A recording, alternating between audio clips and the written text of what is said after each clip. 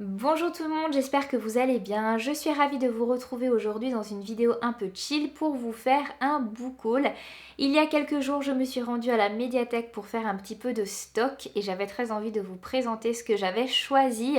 Alors je ne vais pas m'attarder sur les résumés cette fois-ci, mais je vous les mets tous en barre d'infos si jamais ça vous intéresse. Je vois pas trop l'intérêt d'épiloguer pendant 3 heures sur chaque livre alors que je ne les ai pas encore lus. Je ferai tout ça dans un update en temps voulu. Là, je vais vraiment vous les montrer et vous expliquer pourquoi je les ai choisis. Une vidéo à la bonne franquette. Alors, le premier livre que j'ai décidé d'emprunter à la médiathèque, il s'agit de Le temps est assassin de Michel Bussy, publié chez Presse de la Cité. Ce livre, je vous en ai parlé dans ma vidéo sélection estivale.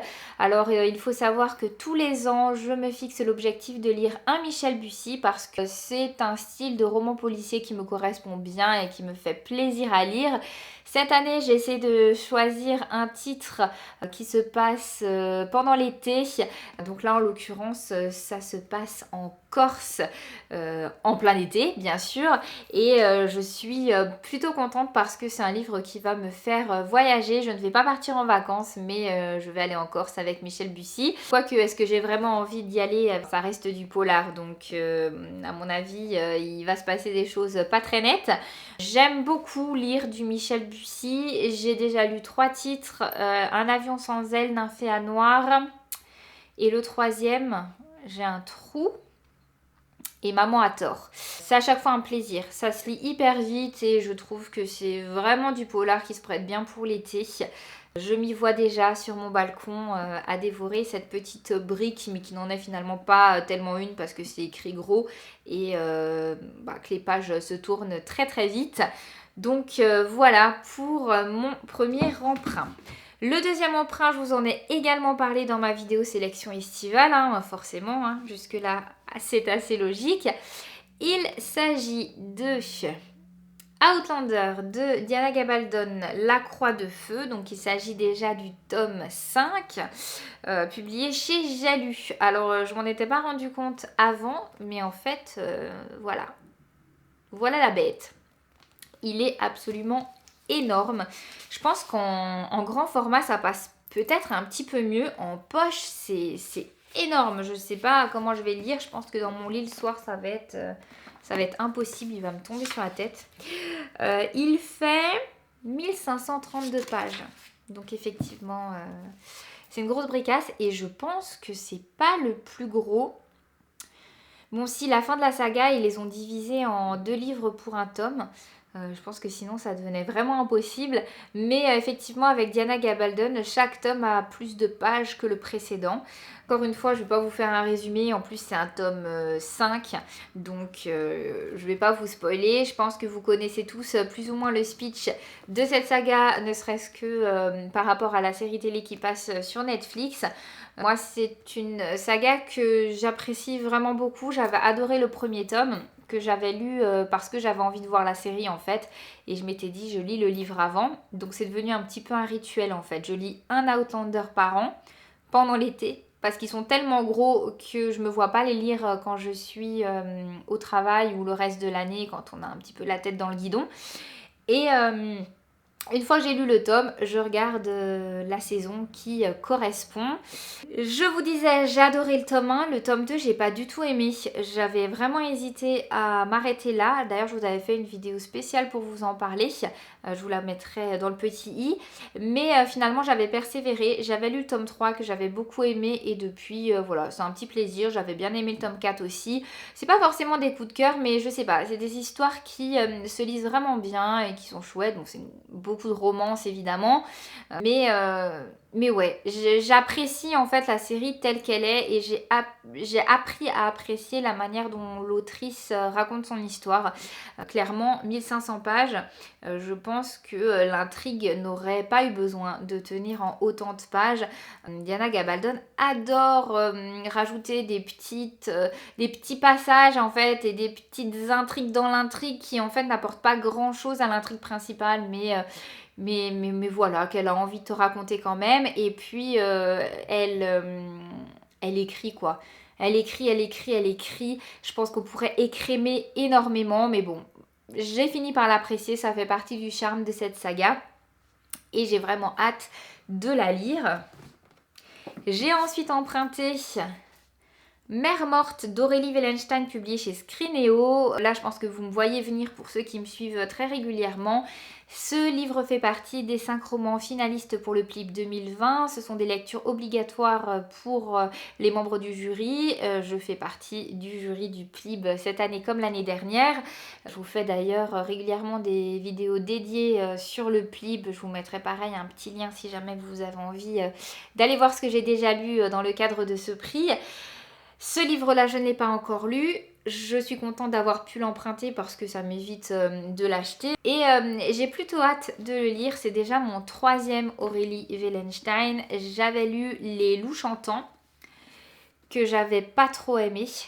Et ensuite, pour le PLIB 2019, j'avais lu Le Dieu Oiseau, que j'avais beaucoup aimé. Je ne l'avais pas choisi comme roman gagnant, mais c'était pas loin. Je l'avais vraiment beaucoup aimé, même si Aurélie Wellenstein, je pense que c'est pas pour tout le monde parce qu'elle elle a une plume quand même assez crue.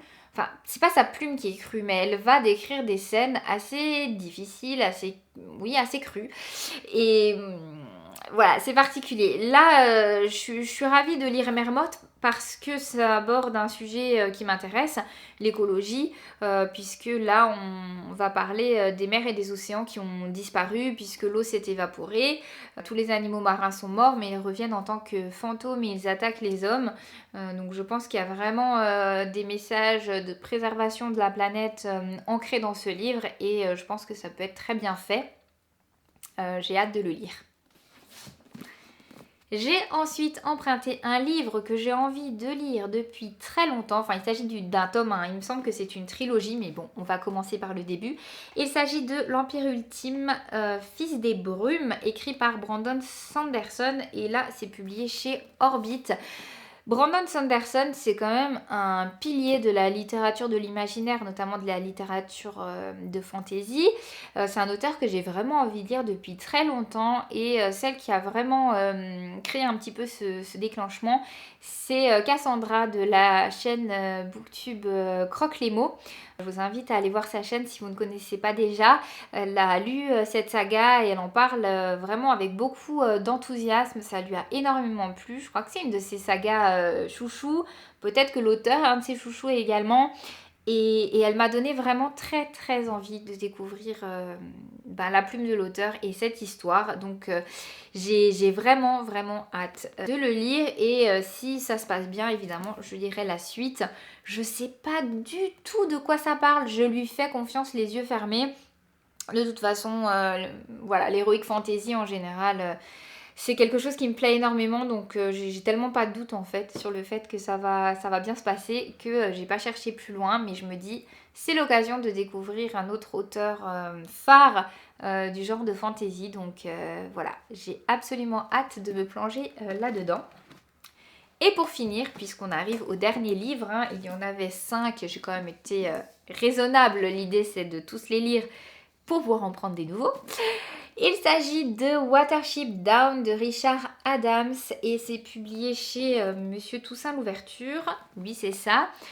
Ce livre-là, je l'ai découvert sur la chaîne Booktube de Lanila Books. Pareil, je vous mettrai sa chaîne en barre d'infos si jamais vous ne la connaissez pas. Je vous invite très vivement à aller regarder ses vidéos, notamment si vous êtes intéressé par tout ce qui est e-book, liseuse. Elle a fait pas mal de vidéos dédiées là-dessus qui sont extrêmement intéressantes. Et puis sinon, elle va vous parler de ses lectures au quotidien, etc.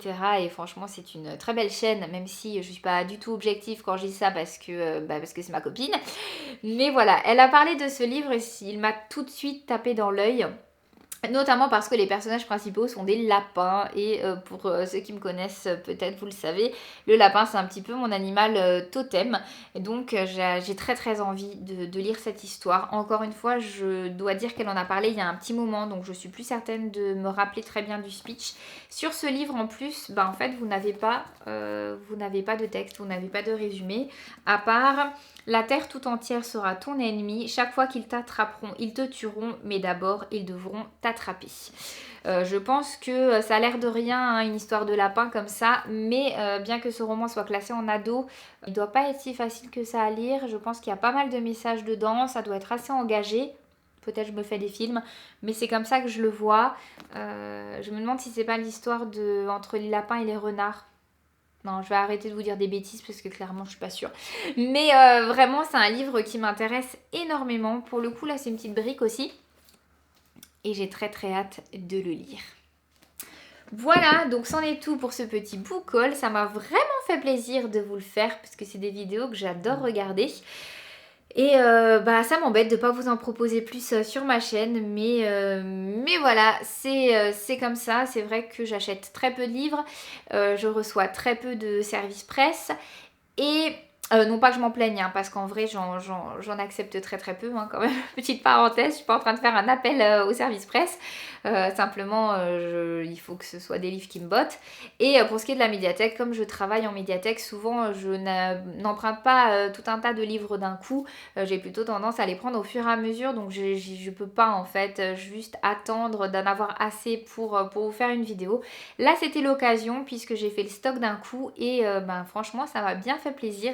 J'espère que cette vidéo vous a plu également. N'hésitez pas à me dire dans les commentaires quels sont les derniers livres que vous avez achetés, j'allais dire, mais pas forcément, hein, puisque là ce sont des emprunts. Mais en tout cas, les livres qui ont rejoint votre palle. Voilà, n'hésitez pas à me faire une petite liste et peut-être que je piocherai dedans pour allonger ma wishlist. Je vous souhaite de belles lectures et je vous dis à la semaine prochaine pour une nouvelle vidéo. Bye bye!